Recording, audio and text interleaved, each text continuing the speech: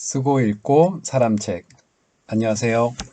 오늘은 어머니의 대화 1편을 읽어드리도록 하겠습니다. 어머니와 대화. 어머니의 수상한 친구. 설날 어머니와 오랜만에 TV를 보다가 마주 앉아 이야기를 했다. 동탄 신도시로 이사를 오신 어머니. 어머니 또래의 나이 드신 분이 없어서 많이 적적하다고 했다. 막 지은 시멘트 냄새가 채 가시지도 않는 아파트. 단지 내 시니어 센터는 코로나로 그 문을 한 번도 열어보지 못한 채 굳게 닫혀 있다. 그러던 중 최근 같은 단지에 사는 동갑 친구를 우연히 만났다고 한다. 가끔씩 전화로 연락해서 함께 아파트 단지 산책을 했다고 한다. 나이 탓인지 평소에도 기운이 없어 보이는 친구가 안쓰러웠다고 했다. 설 전날 점심을 먹고 소화도 시킬 겸 아파트 산책을 하자고 그 친구에게 전화를 했단다. 아파트 놀이터에서 기다리고 있는데 그 친구분이 딸과 사위와 함께 내려왔단다. 잠깐 앉아서 이야기 좀 하자는 말에 왜 같이 내려왔을까 속으로 의아하게 생각했단다. 딸이 먼저 하느님 이야기를 꺼내기 시작했다고 한다. 평소에 하느님 이야기를 가끔 했던 그 친구의 모습이 머릿속에 스쳤다고 한다. 이어서 사이도 하느님 이야기에 동참했다고 한다.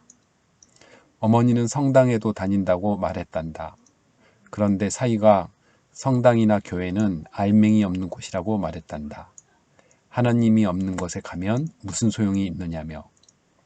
자신들이 다니는 곳에 오라고.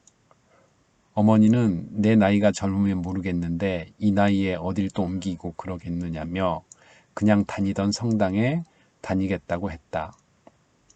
딸과 사이는 너무나 안타까운 마음에 그런다며 어머니의 거절에도 막무가내로 자신들의 하느님 교회에 나가자고 압박을 하였다고 한다.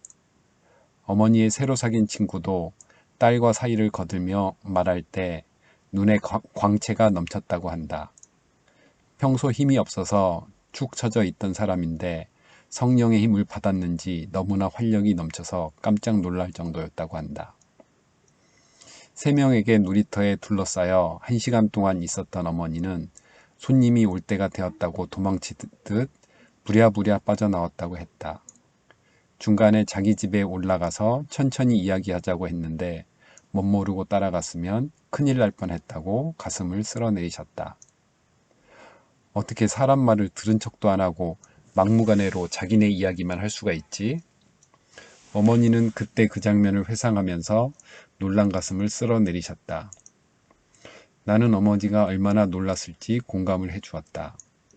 나는 어머니에게 혹시 다음에도 그 친구를 만난다면 확실하게 의사표시를 하라고 했다.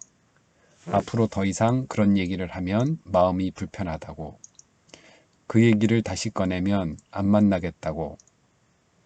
물론 상대방에게 이런 말을 하면 무안을 줄까봐 걱정하시는 눈치셨다.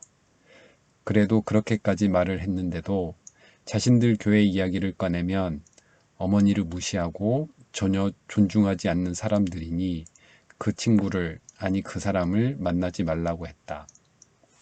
어머니는 그래야겠다고 말했다. 무엇보다도 적적함을 달래줄 친구를 오랜만에 만났는데 어머니가 느낄 상실감을 생각하니 안타까웠다. 그래도 확실하게 선을 그어주는 게 맞다. 적적함이나 쓸쓸함 때문에 선을 그어주지 못하고 미룬다면 앞으로 더 힘들어질 수 있을 테니 말이다. 차라리 지금 정리하는 게 최선이다. 이렇게 설날 어머니 집에 방문했다가 들은 이야기를 글로 써보았습니다. 오늘도 좋은 하루 보내시기 바랍니다. 감사합니다.